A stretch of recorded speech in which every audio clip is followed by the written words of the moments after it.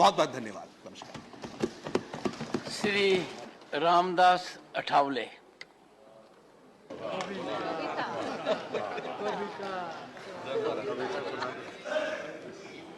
आदरणीय महोदय, मैं तो अन्याय के खिलाफ लड़ा हूं। मैं तो अन्याय के खिलाफ लड़ा हूं, इसलिए आपको बधाई देने के लिए यहां खड़ा हूं। आपका अनुभव बहुत ही बड़ा है। आपका अनुभव बहुत ही बड़ा है, इसलिए आपने संघर्ष का पहाड़ चढ़ा है। मेरे पार्टी का मैं हूं अकेला। मेरे पार्टी का मैं हूं अकेला, लेकिन मेरे हाथ में है संविधान का पेला। मैं हूं मेरे पार्टी का अकेला, लेकिन मेरे हाथ में है संविधान का पेला। मैं तो हूं आपका सच्चा चेला। मैं तो हूं आपका सच्चा चेला, मुझे मत छोड़ो अकेला।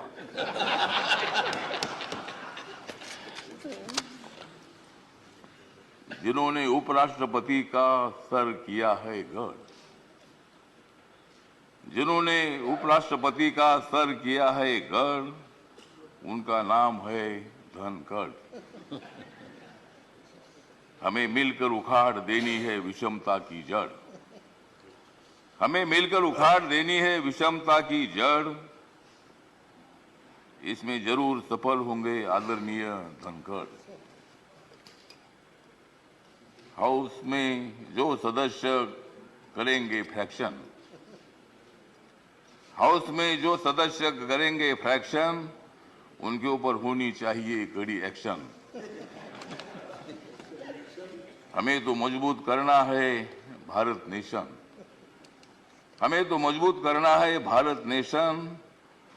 हंगामा करने की हमें नहीं चाहिए फैशन। तो हमें पूरा विश्वास है कि आप बहुत बड़ा संघर्ष करते करते यहाँ पहुंचे हैं। गांव से आकर किसान के बेटे के माध्यम से आप इतने बड़े उच्च पद पर आए हैं।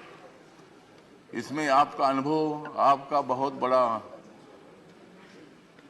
संघर्ष है। बहुत बड़ा काम आपने किया है। आपने पश्चिम बंगाल में गवर्नर का जो काम किया है, बहुत बड़ा वहाँ चैलेंज था। वहाँ काम करना बहुत बड़ा मुश्किल था, लेकिन आपने बंगाल में बहुत अच्छा काम किया है। और बंगाल में अच्छा काम आपने किया है, इसीलिए आपको यहाँ लाने की कोशिश जरूर हुई है। मतलब आप एक संघर्षशील नेता है।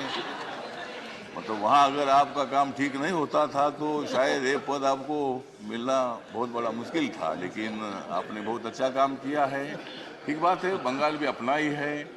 सभी बंगाल के नेता भी अपने हैं। देश का एक वो राज्य है, और कोई भी राज्य हो, यहाँ किसी पार्टी की सत्ता आती है जाती है। कोई मुख्यमंत्री होता है, कोई नहीं होता है।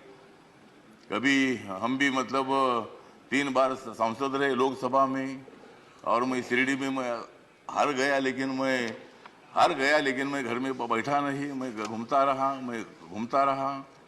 मैं कांग्रेस पार्टी के साथ रहा। कांग्रेस पार्टी के मेरे सभी दोस्त हैं। समाजवादी पार्टी के मेरे दोस्त हैं। कम्युनिस्ट पार्टी के मेरे दोस्त हैं, और अभी बीजेपी के मेरे दोस्त हैं। मैं सब बीजेपी के साथ में आया हूँ, और भारतीय जनता पार्टी के साथ मैं इसलिए आया हूँ कि मुझे शिरडी में हारा गया। मुझे मंत्री ने बनाया, फिर मैं उधर क्या करूं। तो इसीलिए मुझे मतलब कांग्रेस पार्टी को तो छोड़ना पड़ा, और मैं नरेंद्र मोदी जी के नेतृत्व में सबका साथ सबका विकास दिख रहा है सारा प्रकाश। मतलब ये जो प्रकाश दिख रहा है, तो नरेंद्र मोदी जी के नेतृत्व में मैंने निर्णय ले लिया कि मैं बाबा साहब अम्बेडकर जी का अनुयायी हूँ। बाबा साहब अम्बेडकर जी ने सत्ता में आना चाहिए बताया है। मेरी अकेली पार्टी सत्ता में नहीं आ सकती है, किसी के साथ मिलकर ही सत्ता में आ सकता हूँ। और मेरे पार्टी का मुझे लोग पूछते हैं कि तुम्हारा पार्टी का एक भी लोकसभा में मेंबर नहीं है, तो भी आप मंत्री कैसे हैं। तो मैंने बोला, आप माननीय नरेंद्र मोदी जी को जाकर पूछो, मतलब मैं कैसा मंत्री हूँ। मतलब मैं अकेला हूँ, लेकिन मेरे पार्टी के लोग पूरे देश भर में है। नॉर्थ ईस्ट में मेरी पार्टी सभी पार्टी है, और मुझे बोलने का मौका तो दीजिए। मुझे मालूम है कि आप बहुत अच्छे आदमी हैं और मैं आपको, हाँ, आप मुझे हर बार बोलते थे कि हमको कविता सुनाओ। अगर आप मुझे ज़्यादा बोलने के लिए देंगे तो मैं कविता सुनाऊंगा, नहीं तो एक भी कविता नहीं सुनाऊंगा। तो ठीक बात है, तो इसीलिए मतलब कविता सुनाता भी रहूंगा। और आप एक अनुभव है तो इसीलिए अपोजिशन को भी आप मौका दीजिए, हंगामा करने के लिए मौका दीजिए, लेकिन एक आधा दिन हंगामा करने के लिए मौका दीजिए, दूसरे दिन एक्शन होना चाहिए और हाउस का काम भी मतलब चलना चाहिए।